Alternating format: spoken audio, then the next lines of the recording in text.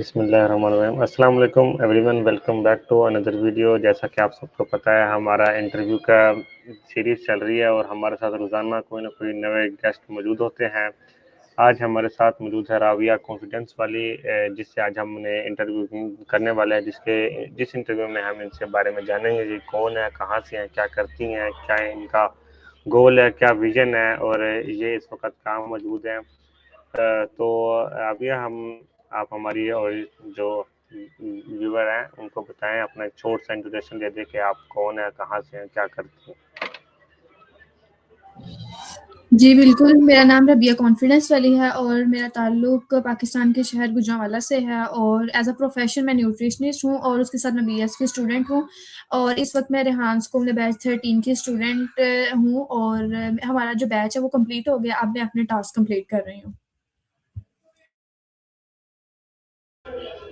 अच्छा, माशाल्लाह से आप जो बैच 13 है, तो आप एआई टीचर ट्रेनिंग कर रही हैं। जी बिल्कुल, मैंने एआई टीचर ट्रेनिंग किया था तो अब वो कंप्लीट हो गया, तो अब फर्दर टास्क कंप्लीशन के ऊपर है फोकस। अच्छा, आप अभी लेवल 1 कर रही हैं, लेवल 2 कर रही हैं। लेवल 1 और लेवल 2 मैंने दोनों साथ स्टार्ट किए हुए हैं। लेवल 1 मेरा 80% कंप्लीट हो गया और जो लेवल 2 है वो आई थिंक 60% हो गया। अच्छा जी। अच्छा, ये जो लेवल 1 की है, यानी ये टीचर ट्रेनिंग कर रही हैं आप, तो इसके करने से पहले आपके अंदर क्या तब्दीलियाँ थी और इसके करने के बाद इसके अंदर आपके क्या तब्दीलियाँ आई हैं?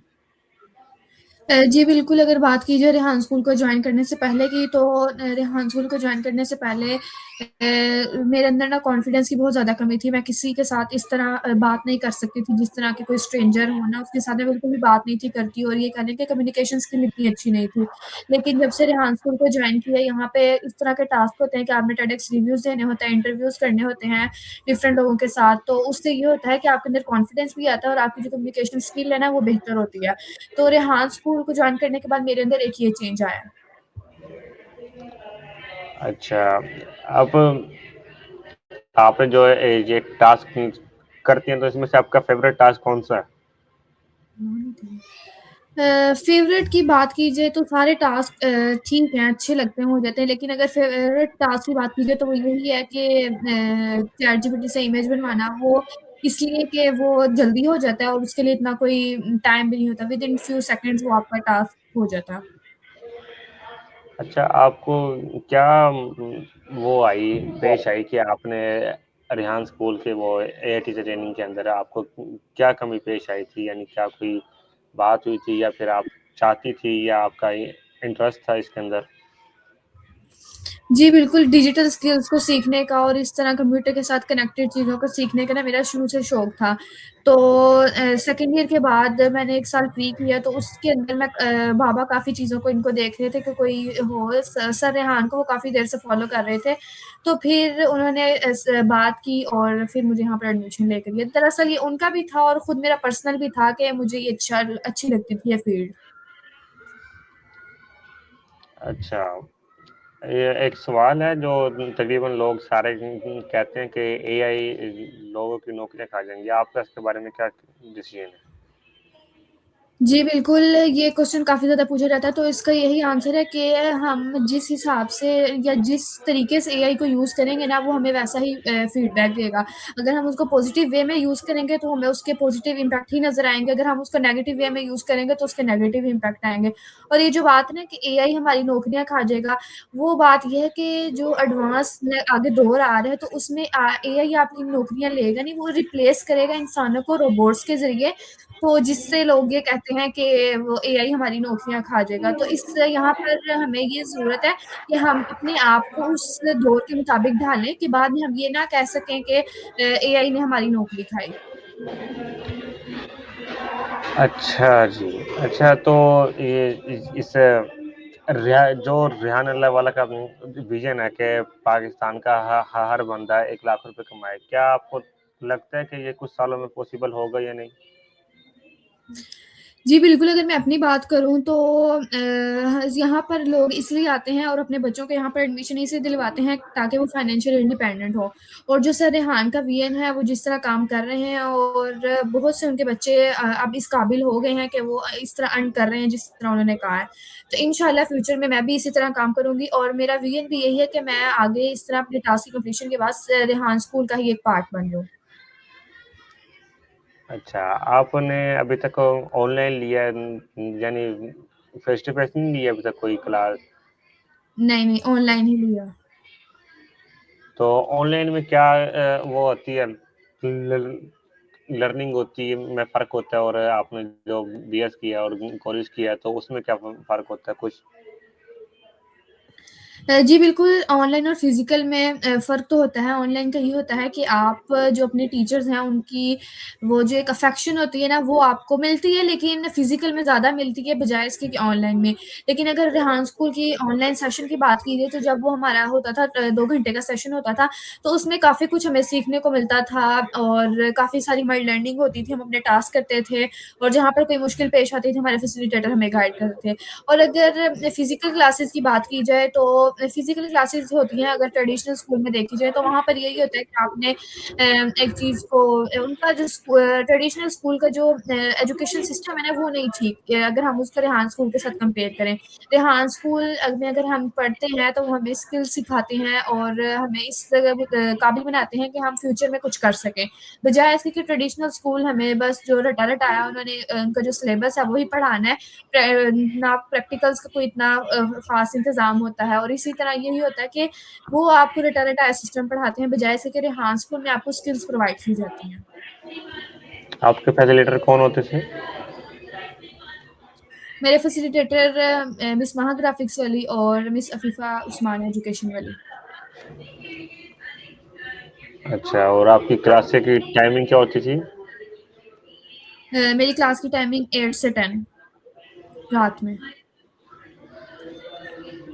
अच्छा, टीचिंग का क्या एक्सपीरियंस है आपका? हाँ जी, मैंने सेकंड ईयर के बाद आई थिंक 1 मंथ किया और वैसे अब घर में होम ट्यूशन कर रही हूँ करती हूँ। अच्छा, एक टीचर टीचिंग का एक्सपीरियंस कैसा होता है इंसान का एक? यानी टीचिंग के अंदर इंसान क्या ऐसी चीज़ें सीखता है जो आम बंदा नहीं सीख सकता कभी भी? हाँ जी, टीचिंग के एक्सपीरियंस का तो यही होता है कि आपको एक वो एक्सपीरियंस हासिल हो मिलता है कि आपने बच्चों के साथ कैसे बिहेव करना है, उनकी जो प्रॉब्लम्स हैं, उनको कैसे देखना है, उनके साथ उन बच्चों को जो प्रॉब्लम्स होती हैं, उनका सॉल्यूशन कैसे निकाल के देना बच्चों को और इस तरह की बहुत सी चीज़ें होती हैं, जो हम बगैर इस फ़ील्ड में जाए हम नहीं सीख सकते। जब तक हम खुद टीचर नहीं बन सकते, हम बच्चों की वो प्रॉब्लम्स, वो सब कुछ नहीं देख सकते, जो हम एज़ अ टीचर बन के देख सकते हैं। तो जब मैंने जॉइन किया था 1 मंथ फिज़िकल जब मैं जाती थी, तो मैंने काफ़ी कुछ सीखा था टीचर्स के साथ टीचर्स का आपस में रिलेशनशिप और बच्चों का स्टूडेंट और टीचर का रिलेशन। तो ये वो चीज़ें होती हैं जब तक हम इस फ़ील्ड में कदम नहीं रखते हमें नहीं पता चलती। अच्छा, आपने तकरीबन लेवल 1 किया और लेवल 2 स्टार्ट है, तो आपका टोटल कितने इंटरव्यू हो गए?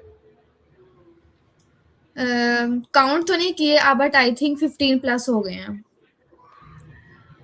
इंटरव्यू का फ़ायदा क्या होता है? इंटरव्यू का फ़ायदा ये होता है कि आपका जो कॉन्फिडेंस लेवल है ना वो इंक्रीज़ होता है कि आप किसी के साथ भी बात कर सकते हैं जो कि मेरा तो बहुत ज़्यादा हुआ है और दूसरा फ़ायदा ये होता है कि आपकी कम्युनिकेशन स्किल बेहतर होती है। अच्छा, आप खुद को मोटिवेट कैसे करती हैं? मैं खुद को मोटिवेट इसी तरह करती हूँ कि जब अब हम मैंने यहाँ पे एडमिशन लिया है तो जो यहाँ का सर रेहान का विज़न है उसके ऊपर पूरा उतरूँ।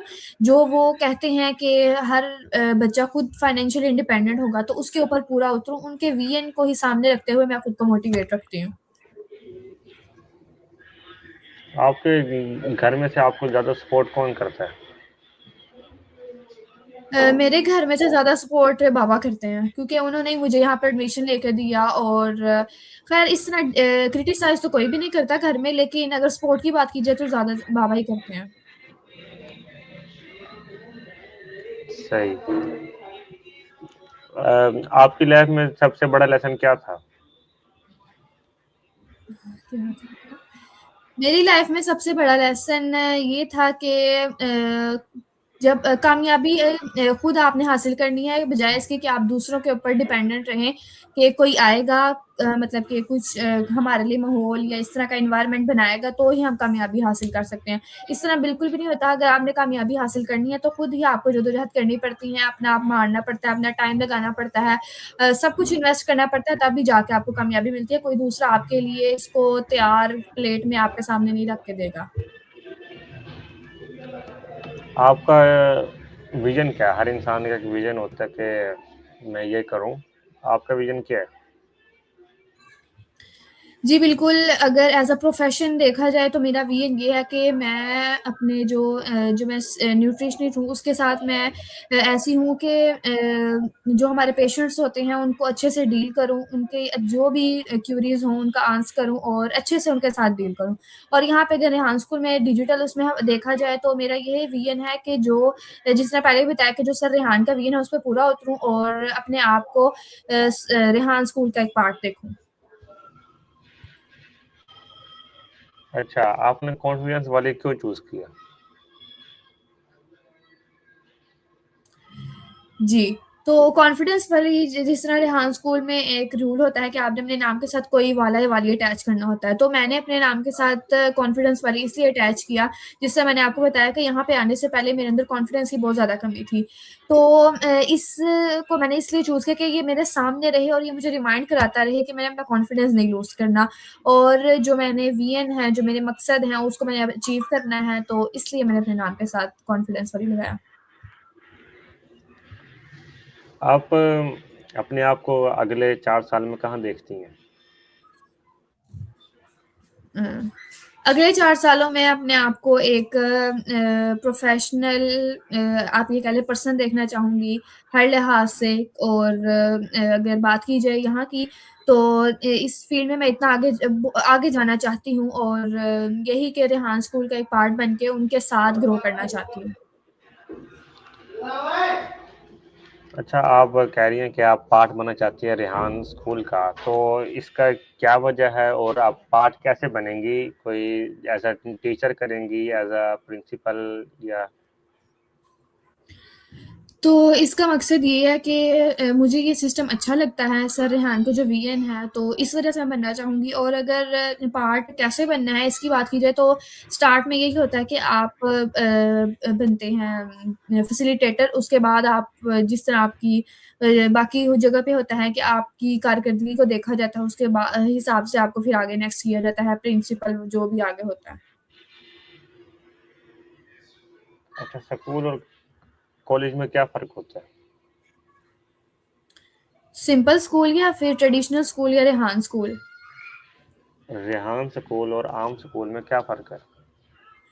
जी, बिल्कुल, अगर मैंने पहले भी बताया था कि अगर रेहान स्कूल की हम देखें ना, तो रेहान स्कूल में जो सर रेहानुल्लाह वाला का विज़न है ना, वो यही है कि आपको ख़ास तौर पे यंग जनरेशन को डिजिटल स्किल्स सिखाना है एआई की मदद से और यही है कि वो जो स्कूल है, वो हमें स्किल्स प्रोवाइड करता है, कॉन्फिडेंस और कम्युनिकेशन स्किल्स हमारी अच्छी करता है और भी इस तरह की बहुत सी स्किल्स हैं, जो हमारी वो अच्छी करता है।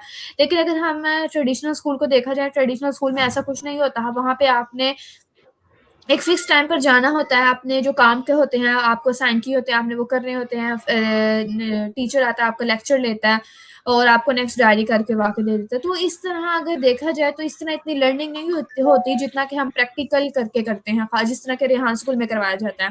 तो मेरा तो यही फ़र्क है कि यही प्रैक्टिकल और ये जो स्किल्स हैं, इनका ही फ़र्क है रेहान स्कूल और ट्रेडिशनल स्कूल्स में।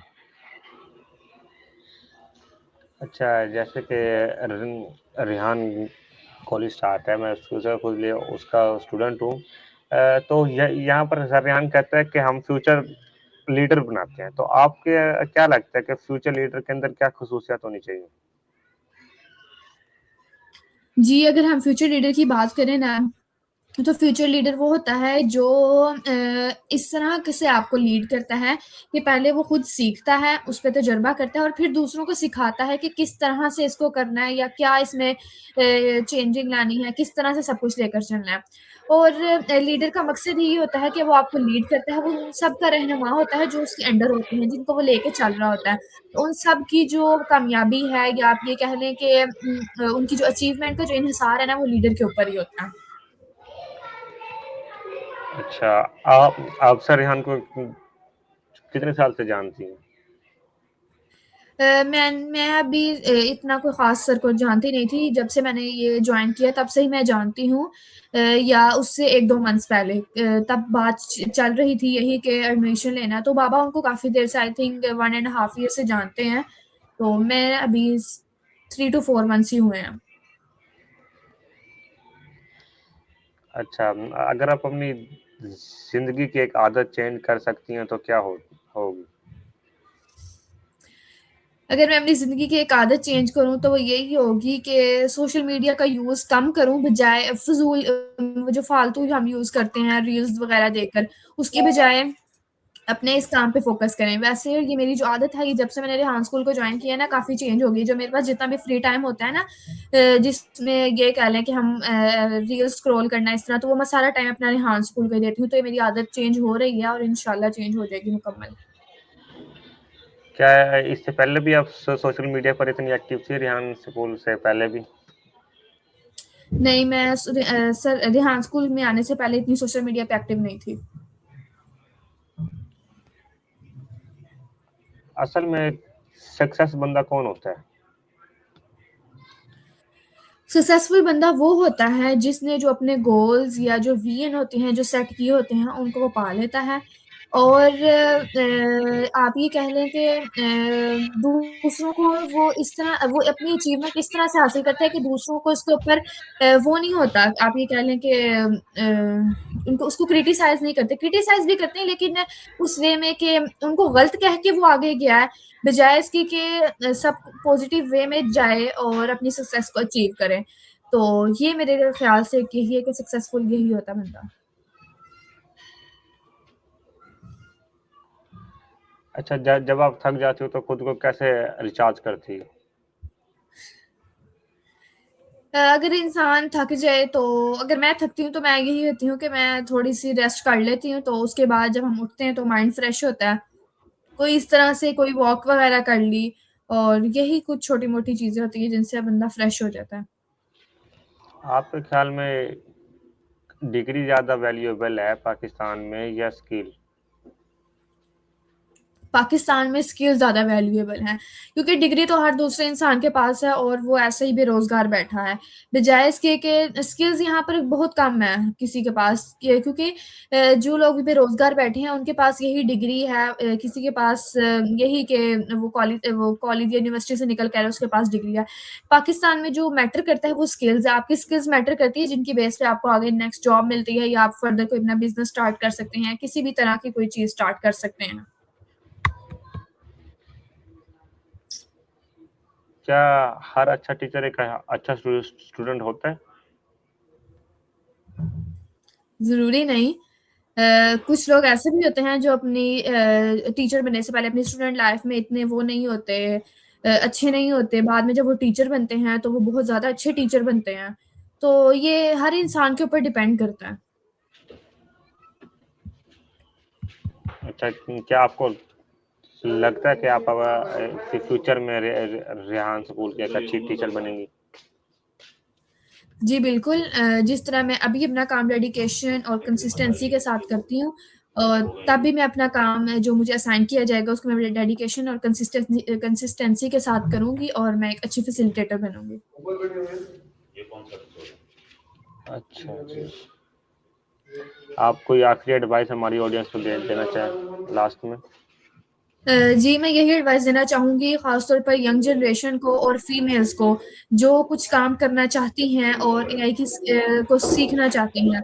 उनके लिए यही है कि वो रेहान स्कूल को जॉइन करें, ये आपकी कॉन्फिडेंस लेवल को और कम्युनिकेशन स्किल्स को इतना बेहतर बनाता है कि आप फ्यूचर में कुछ अच्छा कर सकती हैं। और यही है कि सर रेहान के जो विजन है वो बहुत अच्छा है, जो हमारे पाकिस्तान की जो यंग जनरेशन है उसको इतना एम्पावर कर रहा है कि वो फ्यूचर में कुछ कर सके। Thank you so much for the time Abiya. माशाल्लाह बहुत अच्छी डिस्कशन हुई और माशाल्लाह बहुत अच्छे आपने जवाब दिए। इंशाल्लाह फिर आपसे बहुत बहुत शुक्रिया, आपने अपना कीमती वक्त निकाल कर हमें इंटरव्यू दिया। थैंक जी, यू बहुत सो मच। शुक्रिया। ओके ओके व्यूअर, इंशाल्लाह हम मिलते हैं एक अगले वीडियो के अंदर किसी एक नए गेस्ट के साथ। तब तक के लिए अल्लाह हाफिज।